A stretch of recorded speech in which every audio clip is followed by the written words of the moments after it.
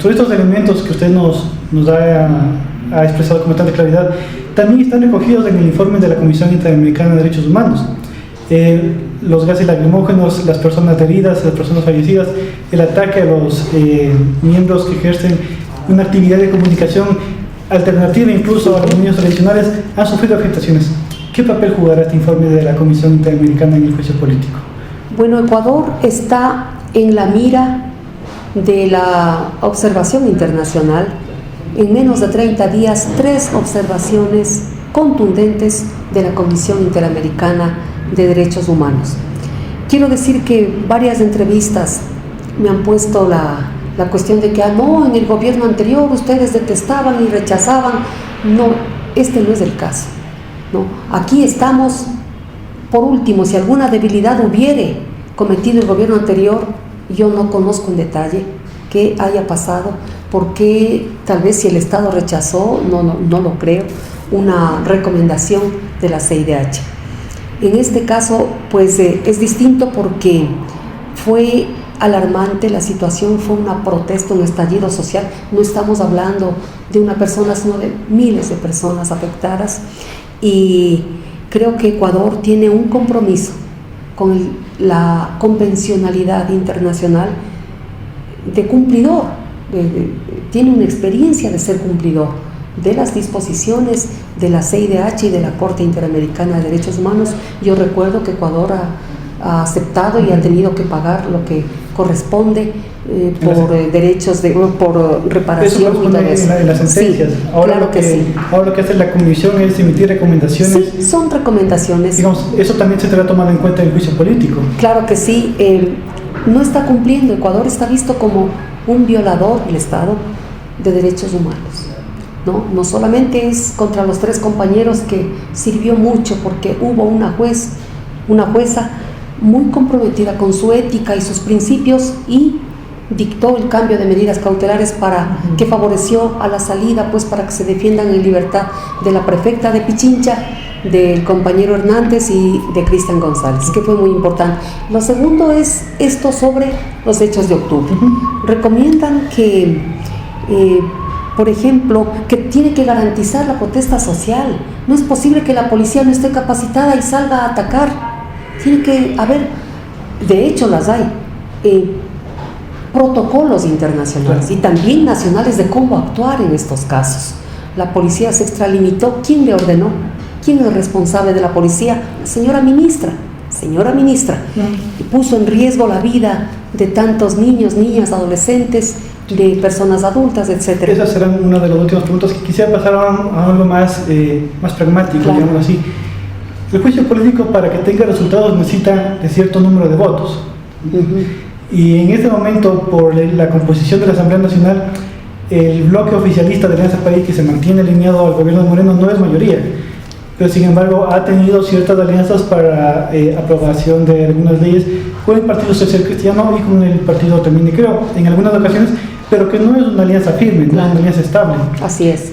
Digamos, esto, ¿cómo ve los votos para, en caso de que lleguemos al pleno de la Asamblea Nacional con el juicio político, cree que existan los votos para sancionar a Romo? Yo creo que hay que hacer más acercamientos de los que hemos hecho con las distintas bancadas. De hecho, contamos a más de los 49 votos firmas que respaldaron esta petición. Hubo asambleístas que no alcanzaron a firmar, queríamos presentarlo lo más pronto posible y nos han ratificado su apoyo. De todos modos, vamos a apelar a la conciencia. Por ejemplo, dentro, que es lo primero que nos va a tocar, en la Comisión de Fiscalización y Control Político, el primer obstáculo, digamos. Están con deuda y la sociedad ha tenido mayor presión en esta vez. Es más, han solicitado distintos sectores sociales el querer estar presentes cuando se haga el proceso de pruebas de cargo y descargo, y espero que la señora Presidenta en esta vez tenga un poquito de comprensión del derecho. Una norma supletoria frente al vacío de la Ley Orgánica de la Función Legislativa es el Código Orgánico General de Procesos en este caso. No me daba el uso de la palabra la señora Presidenta, no me permitió hacerle preguntas cuando lo que se quiere es preguntar y repreguntar a los comparecientes, tanto de manera testimonial, que están presentes allí, como a la procesada, ¿no? En esta vez estaremos ahí con la ciudadanía, vigilantes, y estos medios de comunicación alternativa son, yo creo que, la respuesta frente a tanta información sesgada o al silencio también de la prensa frente a la realidad. Yo creo que nos van a ayudar muchísimo en que la ciudadanía esté enterada de lo que está pasando. Creo que la Asamblea le debe al país, es la institución con mayor rechazo ciudadano. Este juicio sería una oportunidad de reivindicar un poco la decencia, el deber que tiene de cumplir al pueblo ecuatoriano que nos entregó su mandato, un mandato sagrado, ¿no? Legislar para las grandes mayorías, beneficio al país, y cumplir con el deber de hacer el control político y la fiscalización.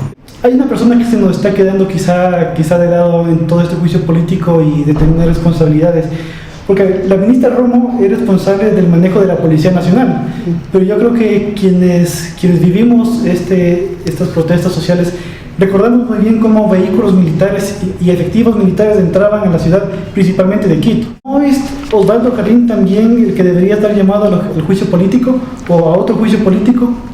Sí, bueno, asimismo la ley de entidades públicas de seguridad ciudadana y orden público, así se llama, dispone que cuando la policía o la situación del país requiera de un complemento de las Fuerzas Armadas para el control del orden y la paz social, ¿quién es la responsable? La señora ministra. La ley le dispone un operativo complementario debidamente consensuado, analizado, estudiado, da la orden y es la responsable, está al mando la señora ministra. Sin embargo, yo personalmente creo que el señor ministro debe ser llamado antes de una propuesta a juicio político, una petición, primeramente a dialogar, porque creo que son instituciones, la policía y el ejército, nobles, que tienen un deber muy grande para con la sociedad. La policía es la responsable de proteger a la ciudadanía, de velar por la paz social y garantizar la paz social, la convivencia, cómo vivimos entre salvajes. Entonces la policía cumple un deber fundamental que tiene que ser comprendido, que tiene que ser revalorizado, mayor capacitación para la policía. Creo que la señora ministra, en su irresponsabilidad, en su ineptitud, ha llevado a la policía a este estado.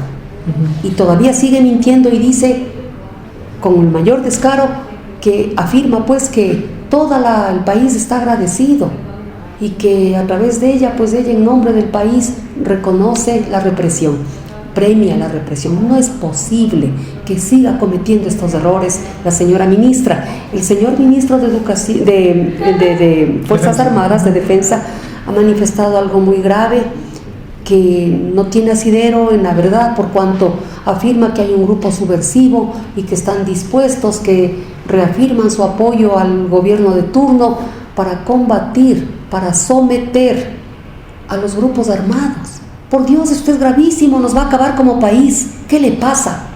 Entonces yo creo que debe ser llamado urgentemente a cualquiera de las comisiones de la Asamblea Nacional, donde amigablemente, en pos de construir un país de respeto y de paz, podamos dialogar. Es decir, está equivocado. No se tiene a corto plazo el juicio político contra el ministro Osvaldo Jarrín, pero tampoco se lo descarta. Exactamente. Yo creo que debemos buscar, lo que queremos es buscar soluciones para esta grave crisis que afronta nuestro país. Y son graves las declaraciones por cuanto nos dividen, pues, a los ecuatorianos. Un país se conforma, una patria, para garantizar las garantías fundamentales que acompañan al ser humano por ser humano: el derecho a la protesta, el derecho a la participación política, el derecho a reclamar porque no tiene trabajo. Todo esto, a la salud, a la educación, todo esto son garantías fundamentales universalmente aceptadas. Y con el señor ministro tenemos que conversar. Las Fuerzas Armadas tienen un rol fundamental establecido en la Constitución, que es el precautelar por la soberanía del país, cuidar de nuestras fronteras. Y creo que ha tenido un rol muy ejemplar. Es lo que esperábamos históricamente de las Fuerzas Armadas con los últimos eventos que vivimos con el Perú. Yo creo que ahora respiramos en paz. Se han acabado esas tensiones que históricamente nos dividieron también entre países. Creo que tenemos mayor tranquilidad ahora y la ciudadanía ha sabido reconocer. Faltan por ahí unas cositas, de reconocimiento más bien, por la heroicidad, la responsabilidad de las Fuerzas Armadas en proteger nuestras fronteras y nuestra soberanía. Creo que por ahí no hay el problema. El problema es acá cuando dice, aquí hay grupos armados y vamos a combatirlos, y es decir, nos está declarando la guerra. Por Dios, yo creo que está muy equivocado, es muy irresponsable decir eso. Le vamos a llamar al señor ministro para conversar.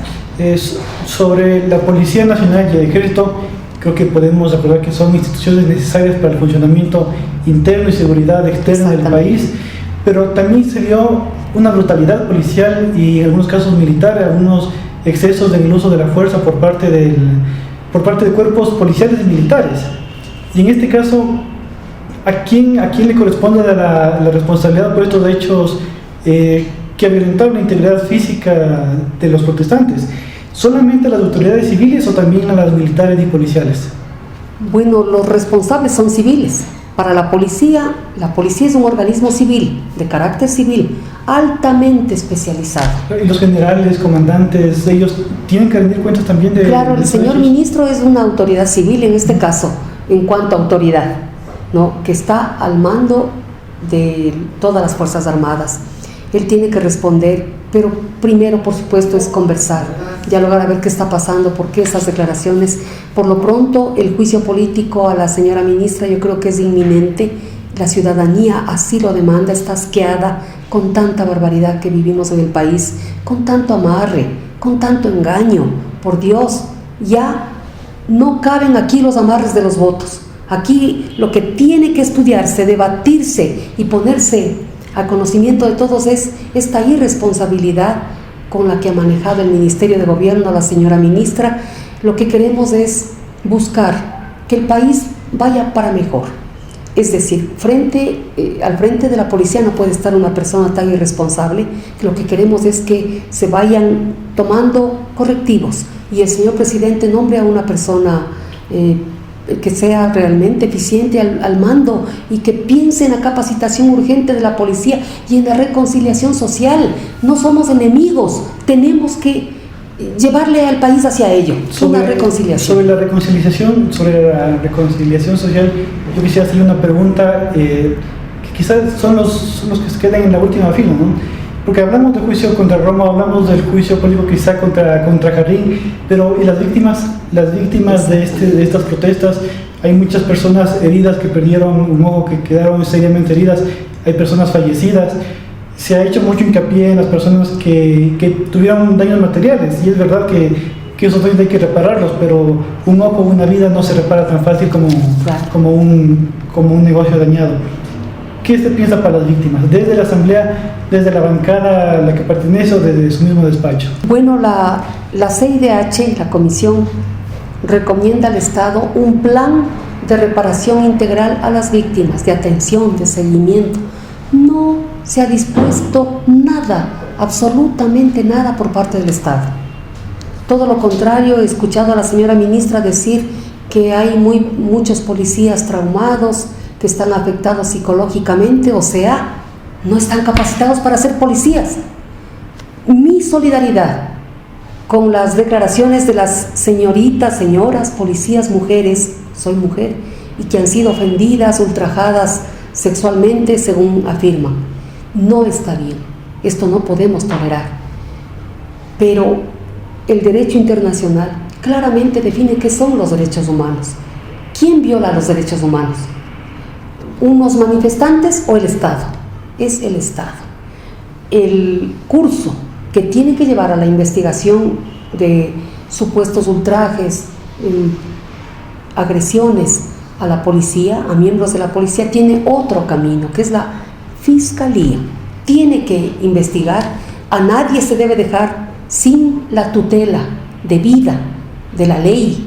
Tienen que ser castigados estos hechos, ¿cómo no?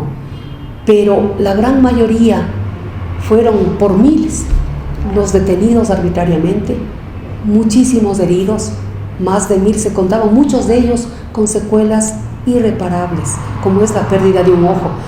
Yo me pongo a pensar, y esto se debatirá en el transcurso de la investigación, si de pronto, tal vez por tener armas, bombas lacrimógenas caducadas, alguien les dio la orden: disparen al cuerpo, disparen al rostro, porque no tiene el efecto que quisiéramos, una bomba caducada.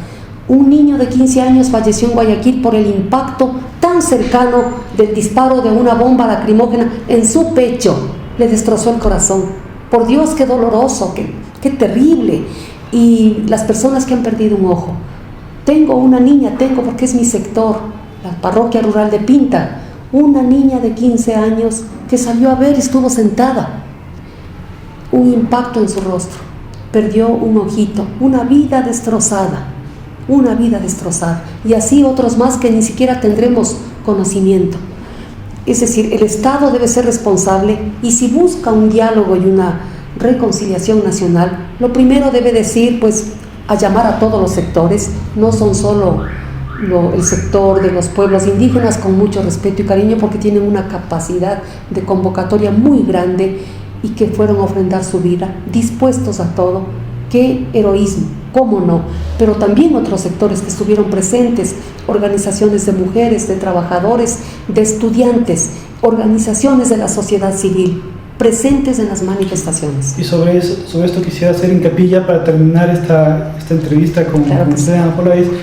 Tenemos las herramientas de la CIR que nos han llegado los últimos meses, el último mes. Las medidas cautelares a favor de Paola Pavón y otras 2 personas, las medidas a favor de Jorge Glass y el último comunicado respecto a las protestas de octubre. Con todo este escenario político y jurídico también de respecto a los derechos humanos, ¿qué mensaje le enviaría a la Asamblea Nacional, a la Comisión de Fiscalización que va a conocer este juicio político, y sobre todo a la ciudadanía, a los colectivos? Claro que sí, con mucho gusto, y gracias por traer también a colación las observaciones de la CIDH con respecto a proteger la vida y la seguridad del ahora vicepresidente Jorge Glass. Jorge Glass confiaba en la justicia, y es por ello que nos pidió en la Asamblea Nacional que le levantemos la inmunidad, porque él afirmó: yo quiero someterme a la justicia, porque en la justicia voy a demostrar que no tengo un solo centavo mal habido. Yo creo que un hombre que fuera culpable no va a decir eso: levántenme la inmunidad. No les entregó, aquí estoy. ¿Y qué ha pasado con la justicia? Lamentablemente ha sido arrastrada, enlodada por el poder de turno. Jueces que bajo amenaza, opresión o cualquier cosa que fuere, se han sometido a los dictados del poder de turno. Esto hemos podido ver en un juicio totalmente irregular, plagado de irregularidades, de injusticia en contra del vicepresidente Jorge Glass. Además, solo con pruebas que no son pruebas. No se ha podido probar que él tenga nada que ver con los casos de Odebrecht, todo lo contrario, defendió al país en contra de esta empresa corrupta y corruptora como es Odebrecht. Y los de Odebrecht están libres, casi declarados santos aquí en el país. Por Dios, qué vergüenza. Y además, mantenido en la cárcel, juzgado, sentenciado con un código derogado. ¿Cuándo se ha visto eso? Es decir, ¿qué es lo que dijo el poder de turno y una jueza vendida al poder? No, pues a este tenemos que acabarle. La ley de ahora le favorece, pongámosle con la ley anterior. Imagínense esto, lo que significa para el derecho, para la justicia. Y bueno, estas medidas de la CIDH disponen también las medidas de la CIDH para en beneficio de Jorge Glass y también para correístas, que hubo una jueza que tuvo el valor ético bajo sus principios y dictó el cambio de medidas cautelares. Para Jorge Glass, lo mínimo que puede esperar la ciudadanía por justicia es que sea trasladado urgentemente a la cárcel 4 de aquí de Quito. ¿Por qué? Porque no es un delincuente común que puede estar mezclado con delincuentes contumaces sumamente peligrosos. Ha recibido amenazas de muerte que son conocidas públicamente por todos y que además las cumple. La crisis carcelaria así lo demostró. Por Dios, y le tienen ahí. La única para terminar, un mensaje súper corto respecto sumado a la ciudadanía, a la Asamblea Nacional, para estar atentos a este juicio político, ¿qué les diría? Bueno, mi mensaje a los asambleístas, colegas, es que la ciudadanía demanda de la Asamblea Nacional un rol digno que le dé respuestas a este clamor ciudadano, ¿no? Todos sabemos lo que vivimos en octubre y tenemos una ministra inepta que debe ser cambiada y que miente cada vez que hace declaraciones públicas, ¿no? Cualquier cosa, la ciudadanía nos obliga a nosotros, nos presiona, por favor, hagan algo. Esto una cosa, a los miembros de la Comisión de Fiscalización igualmente un poco de conciencia cívica para con el país, incluso para que vuelvan a tener cara de pedirle a la ciudadanía nuevamente un voto, decir sí cumplí debidamente, permití con mi voto que se realicen las pruebas de cargo y descargo y no mentí diciendo que los proponentes no presentaron pruebas. Yo creo que esto tienen que reivindicar la Asamblea en general, al país, demostrarle que sí cumple su mandato sagrado. Paula, muchas gracias por su entrevista. Para el borde del juicio político contra María Paula Roa. Muchísimas gracias.